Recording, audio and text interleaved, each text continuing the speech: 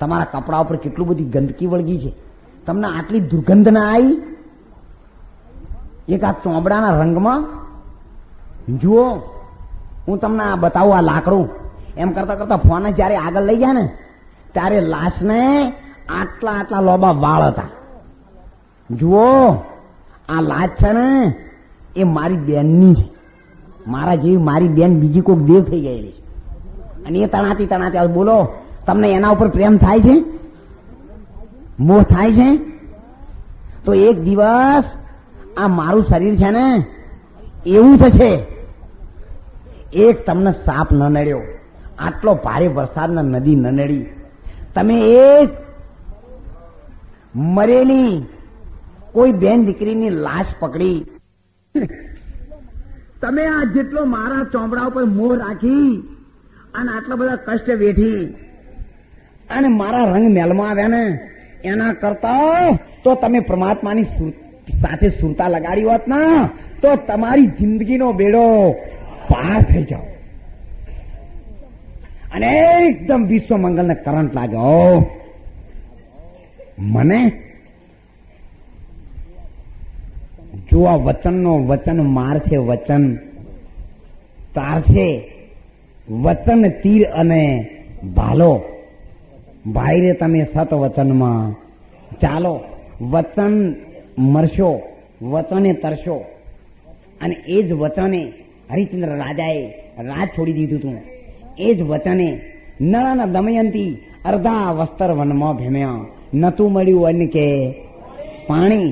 એ સુખ દુઃખ મનમાં આણીએ ઘટ સાથે ઘડિયા. એટલા માટે વિશ્વ મંગલ ત્યાંથી દોડ્યો અને આ ઓમ કરીને પડો ફતેહ છે આગે એમ કરી અને દરિયાની અંદર નાવડું એને ઝુકાવી દીધું.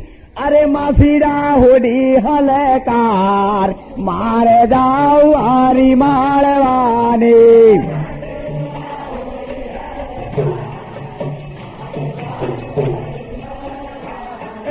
માસીડા હોડી હલકાર મારે જાવ હારી માળવાની.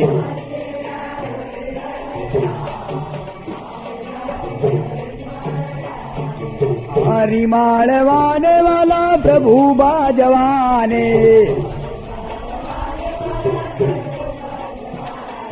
हरि माड़वाने वाला प्रभु बाजवाने. माधीरा ओढ़ी हालकार मारे जाऊ हरि माड़वाने.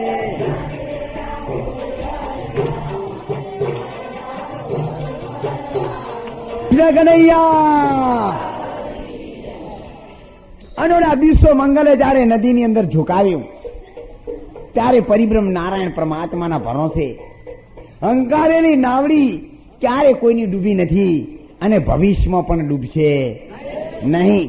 એ માર દરિયામાં દૂટ જાડેજા, માર દરિયામાં દૂટ.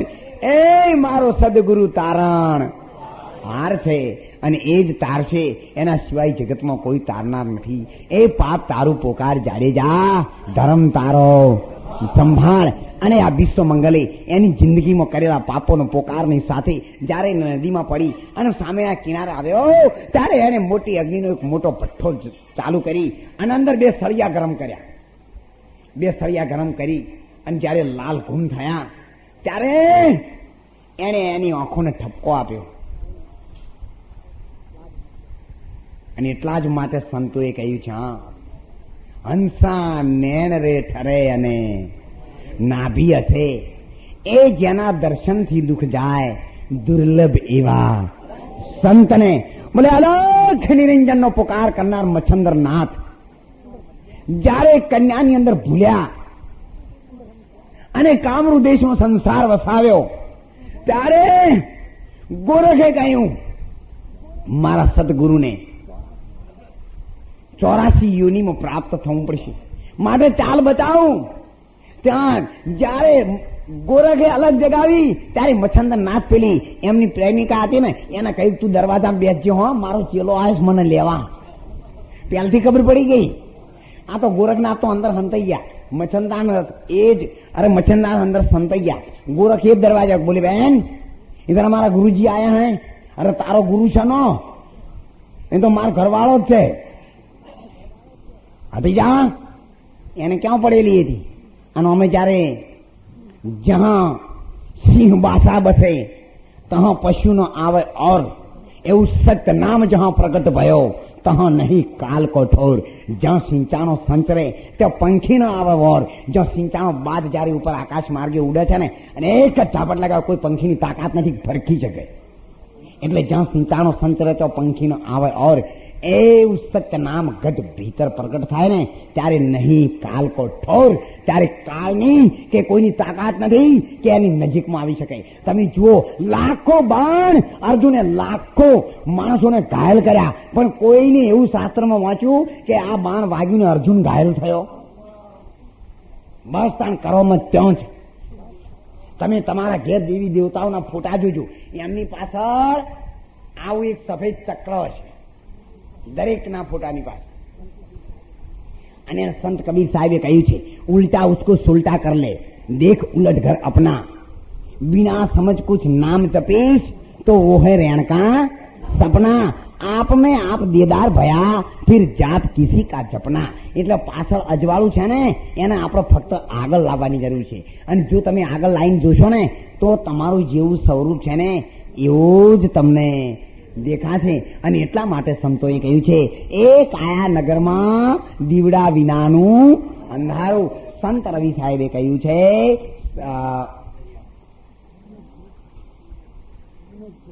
ज्ञान की धुन में ज्योत जलत है और मीठो अंधारो अंतर को. એના અજવાળે તમે આત્મા શોધો તો ભેદ જડે ઊન ઘર કો. અને એ ઘરના ભેદને જાણવા માટે એક આપણા ગામડાની દેશી બેને કહ્યું છે, સદગુરુ મારા ઘેરે આવ્યા દિવાળીનું ટાણું રે.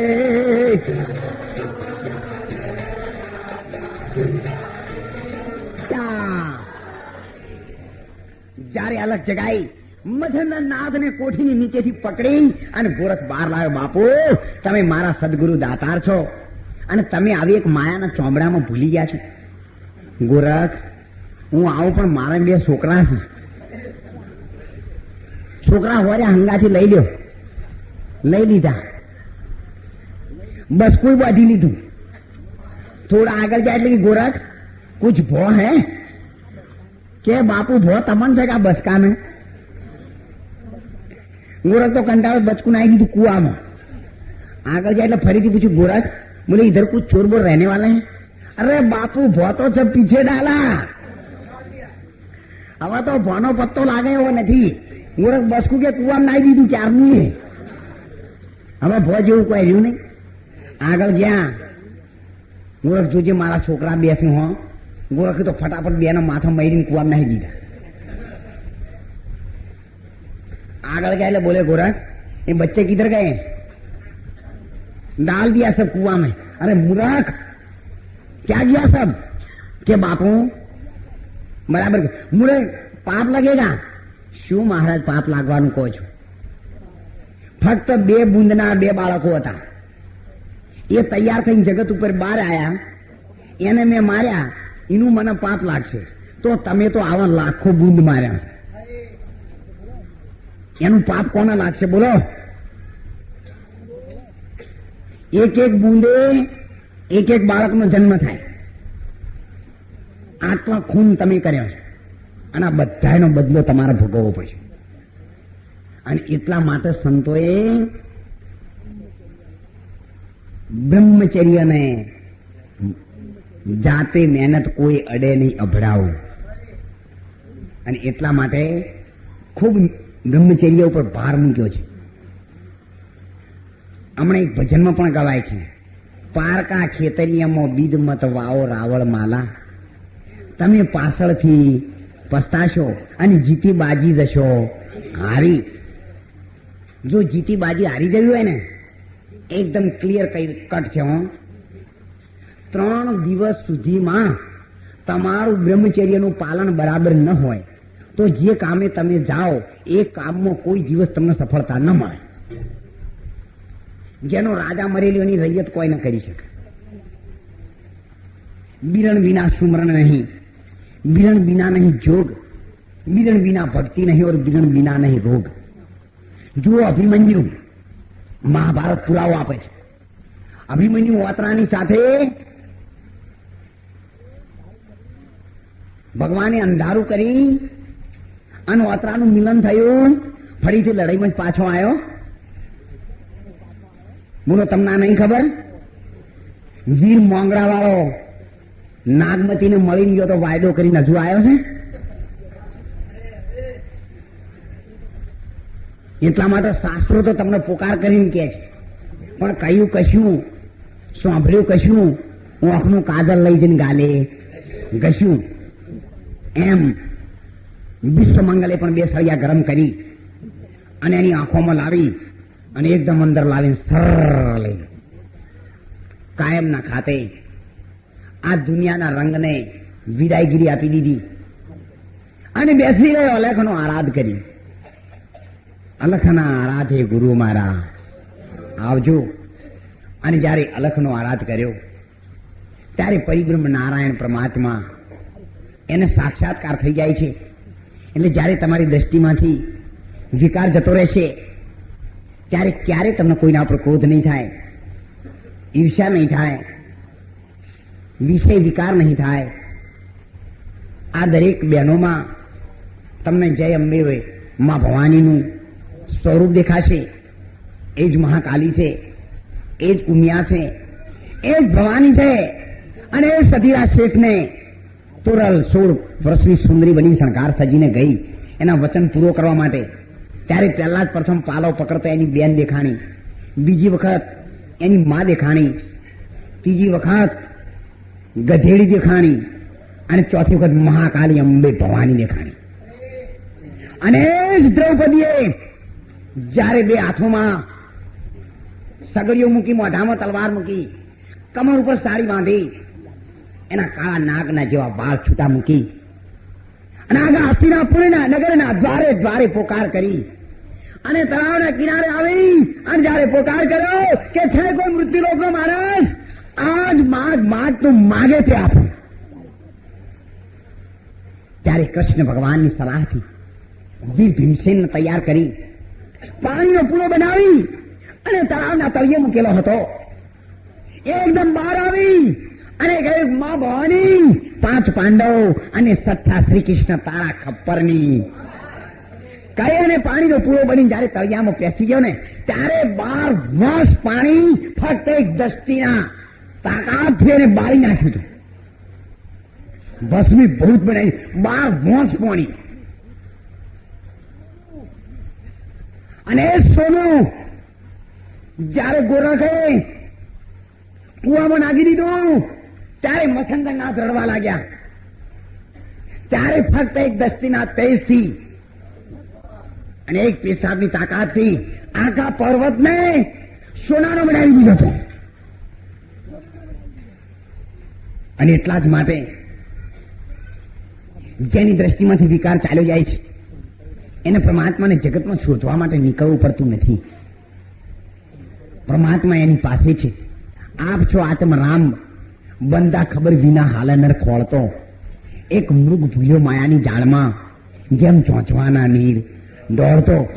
એટલે તમે જીવનમાં બીજું તમારે જે બધું કરજો, પણ જો ભગવાનની લાઈનમાં કંઈક આગળ આવવું હોય તો પ્રથમ પાયો એ જ છે.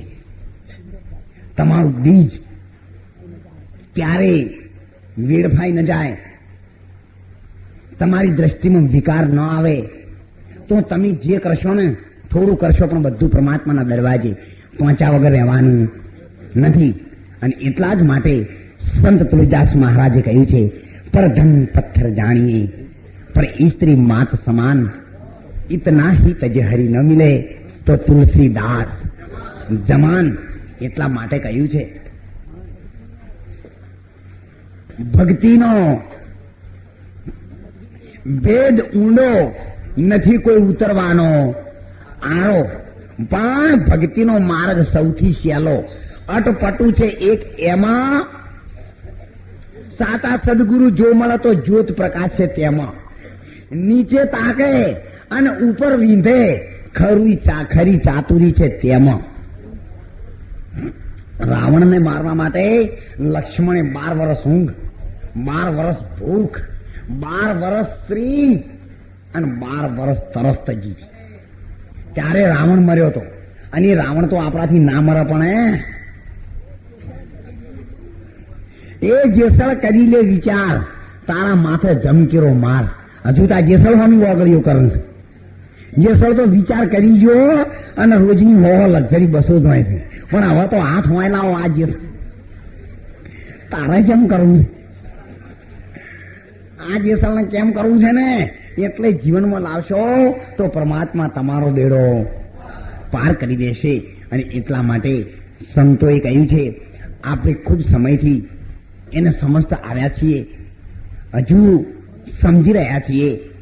જ્યાં જોશો ને તો ફક્ત તમારું સ્વરૂપ છે, બીજા કોઈને તમે જોશો નહીં.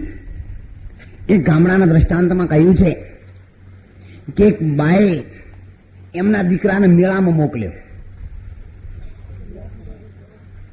એના ઘરવાળી કે મેળામાં જાવ તો મેળો જોતા આવજો, આઈને મન કહેજો અને મારા માટે કોઈક લેતા આવજો. પેલો ભાઈ મેળામાં 3 દાડા સુધી ફર્યો, પગ ના વાળ્યો છે. મેળો ખોળા હજુ જડતો જ નહીં. વસ્તી તો બધી ભરતક થઈ ગયેલી. પછી કાકાને પૂછ્યું, કાકા મેળો કેવો હોય? કે તને વસ્તી નહીં દેખાતી? કે વસ્તી તમારા ગામમાં હતી. તો મૂર્ખા જતો રે, મેળો તા વસ્તી રહીએ કે આનો મેળો કહેવાતો હશે. અરે રે, કે આ તો ગોડા જેવો હશે. તાર જેવા બીજા છે, તું એકલો જ છે ને. ઘેર જા ભાઈ, એના મને લાયતા ને અમે અત્યારે 3 દાડા સુધી ફર્યો છે, એક ઓટો વધારે મારું. એક ઓટો મારે પણ મેળાનું ઠેકાણું ના બેઠું. ભાઈ હેરતી વખતે યાદ આવ્યું, તાર મારા ઘરવાળા માટે કોઈક લેતો જાઉં. એક હથેળી જેવું દર્પણ લીધું, ઘેર લાવ્યો, પણ કે મારા ઘરવાળા માગે નહીં, 14 આપવું નહીં. ગોદડામાં હંતાડ્યું, દરરોજ મૂઠું જોવે રાજી થઈને કૂદે. એને ઘરવાળા રોટલા બનાવવા ખાઈ ગોદડા વાળા ખૂણામાં જાય, બધું જોઈને રાજી થઈને કૂદીને ક્ષેત્રમાં જાય. 15-20 દાડા આમ થયું એટલે એને ઘરવાળી કે આ દરરોજ ખાઈને ખૂણામાં ચમ જતા રહો છું. આ બેનને વેમ પડી. મને પૂછ્યું, તાણ તમે રોજ ખાઈને પેલા ખૂણામાં શું કરવા જાઓ છો? અને ત્યાં થઈને તમે કોક કૂદો છો, કોક ભાળી ગયા છો. કે ના, એ તને કહેવાનું નહીં, તને બતાવવાનું નહીં. હવે પેલો ભાઈ ખેતરમાં ગયો ને એટલે આ બેનને ગોદડા ખંચી રહ્યા, તો મત દર્પણ જઈ. દર્પણ જોઈ ના બૂન કહેવા માંડી, હો હા શું કરવા ખૂણામાં ના જોયે, માર જેવી બીજી લાયા છે.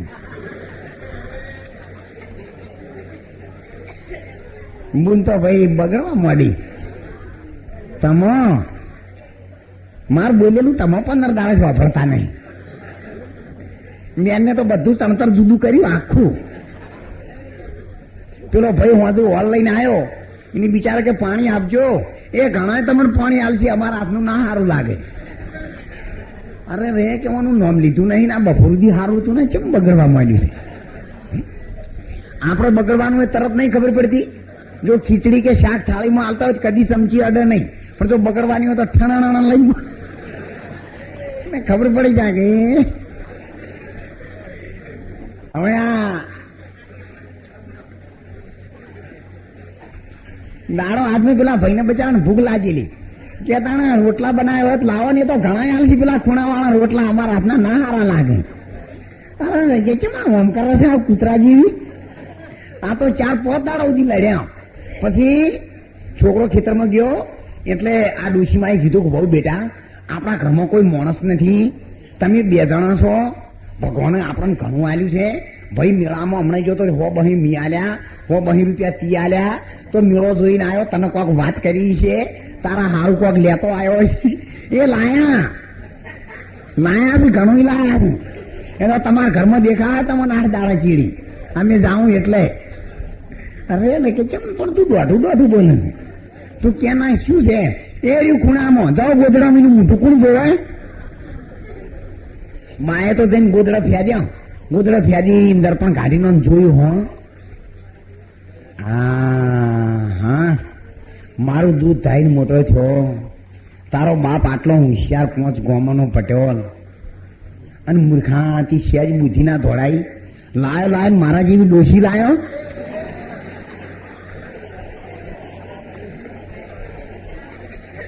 ડોશી માં તો બાર આવીને વહુના માથે હાથ મેલ્યો હો કે બહુ બેટા ચિંતા કરે હો, બહુ લોબા દાડા લે એવું નહીં, મઢ 4-6 મહિને પટી જાય અને પછી તમારું જ ઘર છે ને. હું તો બરાબર પાવરફુલ બગડેલી હતી.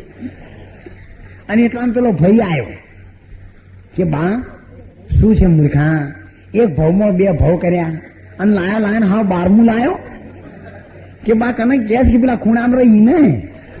ભાઈ આખી વાત સમજી ગયો કે અમને હજુ સાતા સ્વરૂપની ખબર પડી નથી. અને ધ્રુવ દિશામાં ભોજન જમો ને આઠમણા, દાંતણ કરો તો તમે દક્ષિણ દિશા અને સ્નાન કરો ને ઉગમણા. જો એક તો આ જગતની દિશાઓ 4, પણ જેના જન્મથી વાથરું હોય ને 4 દિશા કેવી રીતે નક્કી કરે કહો? આ તો દિશા ભાળતું હોય નક્કી કરે ને, પણ હમું નાનપણથી તો વાથરું હોય તો એ ઉગમણી નાચમણી દિશા કેવી રીતે નક્કી કરે કહો? સંતો કોઈ દાડો જગતની દિશા ના જુઓ. તમે અહીંયા જુઓ, તમારી આંખો ઉઘડી એ ઉગમણું અને એની પાછળ અને ડાબી બાજુ જે નસકોરામાં પવન ચાલે ને એ ઉત્તર દિશા કહેવાય, અને જમણા નસકોરામાં પવન ચાલે એનું નામ દક્ષિણ દિશા કહેવાય. આ 4 દિશાઓ એના ઉપરથી તમે પૂર્વ દિશા તરફ મોઢું કરો ને એટલે તમારો ડાબો હાથ છે ને એ ઉત્તર દિશા તરફ આવે, એટલે તમારું આંખો ખુલે ને ઉગમણું એટલે ડાબુ નસકોરું છે ને ઉત્તર દિશા ગણાય. કો આ બધી જગ્યાએ જડે કે ના જડે? એના માટે સંતોએ ધ્યાન ધરો તો તમે ધ્રુવ દિશામાં, એટલે આ ધ્રુવ દિશા નહીં પણ તમારા ડાબા નસકોરામાં પવન ચાલુ હોય ને એ વખત તમે ભગવાનનું ધ્યાન ધરો ને તો 1 કરતા 21 ઘણું ફળ આપે. આ વાતો થી જાણી મોટા કુહાડા કોઈના કાપે અને લોઢું કાપે શેણી. આ તો કહ્યું હોય કોણ અને નક્કી કર્યું હોય ચોય. नाभि कमल से चली मेरी दौर, शून्य शिखरगढ़ हुआ घन घोर दौर લગ રહી. એટલે લોકો નોફી ચો નક્કી કરીને બેરા ઢૂંઢી ને. આવું ક્યારે નક્કી ના કરજો, સંતો એને નક્કી ના કરે. અને હજુ માનતા હોય તો કાઢી નાખજો, નહીં તો 84 માં જશું. કોઈ દિવસ જગત જેને નક્કી કરે છે એને સંતો ક્યારે સ્વીકાર કરવા તૈયાર થતા જ નથી. નાભી કોઈ દાડો ચોમડાની ઓખે ન દેખાય, એનું નામ નાભી. नाभि જેનો કોઈ પણ પ્રકારનો ભય નથી. તે बिना कान सुनता है, बिना जीभ बोलता है, बिना दिलों की सबके दिलों की जानता है. 52 की बार और लिखे में ना આવે, શાસ્ત્ર में રીત નહીં સમજો એ ભાઈઓ. એટલે આ શાસ્ત્રમાં રીત નથી.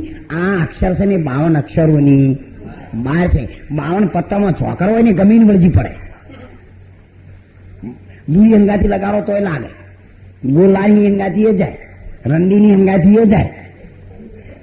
કોઈ બધા જેના અંગાથી તમારે મેળ પાડો ને જોકર એવું કામ કરે. એટલે જે પરમાત્માનું નામ છે ને એ જોકર છે, જેમાં જન્મ ચોટાડવું ને ચોટી જ પડે. એટલે સંતોએ કહ્યું છે, શાસ્ત્રોએ પણ કહ્યું છે, હે અર્જુન આ પંચભૂતો મારા ખરા પણ હું પંચભૂતોમાં નહીં. પંચભૂતો પરમાત્માની વડે છે એમ આપણા પંચભૂતના પૂતળામાં ઈશ્વરના સાચા ભેદને જાણવા માટે ફક્ત એક જ મોસ્ટ ઇમ્પોર્ટન્ટ પોઈન્ટ છે. 4 વાગ્યાથી 6 વાગ્યાની વચ્ચે જાગી અને તમે કોઈ પણ પ્રકારનું સુમરણ કરશો તો જરૂર અંદરથી કંઈક જડશે અને છતાં પણ જો તમને કંઈ એમાં અગવડતા ઊભી થાય તો જરૂર તમે અમને કહેજો. અમે આપણી સાથે છીએ અને ભગવાનના કાર્યમાં અમે ક્યારેય પાછી પાણી કરીશું નહીં. પરંતુ અમારા કાર્યમાં માંસ, મદિરા, ચોરી, જારી અને જુગાર 5 વસ્તુ જડબે સલાક, સમાજની અંદરથી વ્યસનની મુક્તિ અને સમાજની એકતા જો તમે જીવનમાં નહીં જાળવી શકો તો કોઈ બ્રાહ્મણ, કોઈ વાણિયા, કોઈ સૈયદ ને કોઈ શેખ જ્ઞાને કરીને ઓળખો તો આત્મા સૌમાં એક. આ તો અજ્ઞાનીના મન. અને એ જ પોઈન્ટ ઉપર સત્સંગ પહેલાથી ચાલુ થયેલું.